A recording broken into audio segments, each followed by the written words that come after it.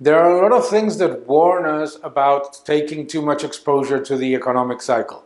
Market was extremely exposed to the cycle due to the recovery. The bounce of the economy in May, June and July was evident because of the reopening. But August is showing us that both the daily activity indices, the PMIs, etc., showing the slowdown, the worse than expected improvement in the economy. The Eurozone in particular, extremely weak, with some countries going into contraction. Okay, oil is also telling us a lot.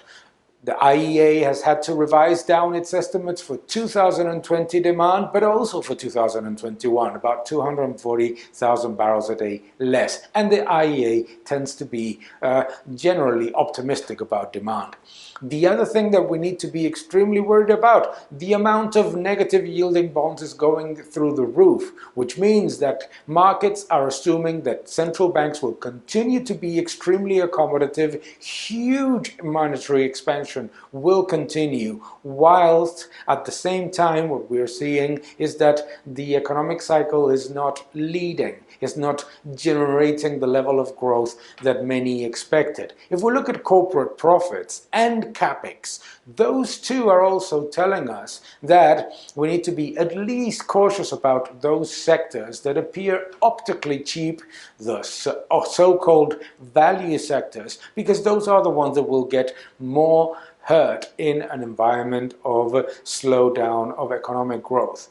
More liquidity injections, more stimulus will arrive. However, we know already that economies get out of crisis weaker, with less productivity growth and less job growth. So, being too exposed to the economic cycle is a very dangerous signal right now, which does not mean that you don't have to be exposed to markets, because the global liquidity injections will continue to be extremely aggressive.